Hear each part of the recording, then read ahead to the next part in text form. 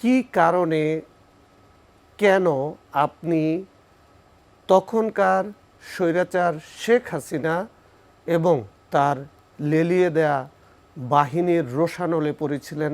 কেন তারা আপনাকে টার্গেট করেছিল?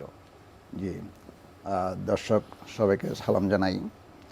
আমার পরিচয়, আমি ছাত্রদলের প্রতিষ্ঠাতা সদস্যদের একজন। 2007-08 সাল থেকে আমি ব্লগে লেখালেখি করি। আমি জুয়েল ভার্ন নামে একটা আইডি আছে আমার, সেই আইডিতে। এবং 2010 সাল থেকে জুয়েল ভার্ন এবং আমার নিজ নাম হুমায়ুন কবির আলাদা আলাদা দুটো আইডিতে ফেসবুকে লেখালেখি করি। এবং এক পর্যায়ে আমরা প্রথম দিকে বিচ্ছিন্নভাবে লেখালেখি করতাম।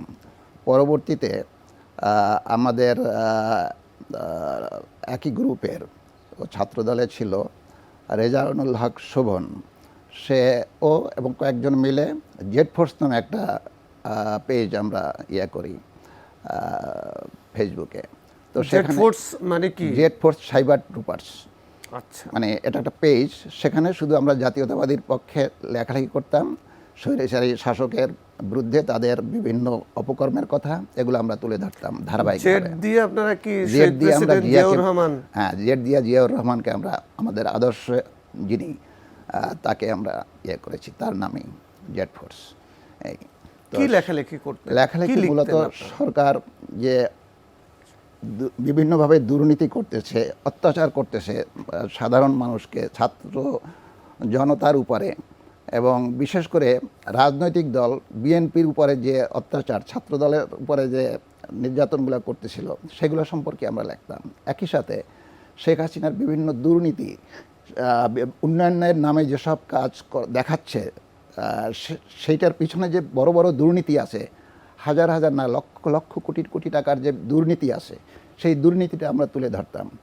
যেমন আমি প্রথম যে কারণটা আমাকে জিজ্ঞেস করা হয়েছিল ধরার পরে, ওখানে একটা রিপোর্ট বের হয়েছিল, পত্রিকায় বের হয়েছিল যে বিদেশে প্রতি কিলোমিটার ফ্লাইওভার তৈরি করতে যেখানে লাগে 60-65 কোটি টাকা, সেখানে আমাদের লাগে 300 কোটি টাকা।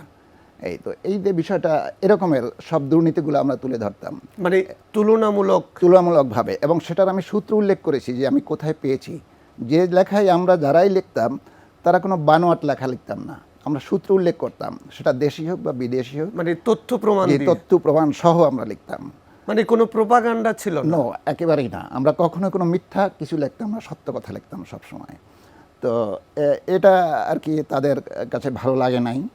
এই তো আমরাও আর কি ওটার, যেমন খালেদা জিয়াকে যে সময় খারাপ ভাষায় সংসদে দাঁড়ায় খারাপ ভাষায় বলল তার জন্ম নিয়ে, তখন আমরাও পাল্টা তার জবাব দিয়েছি লেখার মাধ্যমেই, যে খালেদা জিয়ার জন্ম নিয়ে যদি হয় এখানেই হয়, তাহলে উনি কোথার জন্ম বা কিছু, শেখ হাসিনার কোথায় জন্ম, মানে আপনারা পাল্টা যুক্তি দিয়েছেন? পাল্টা যুক্তি।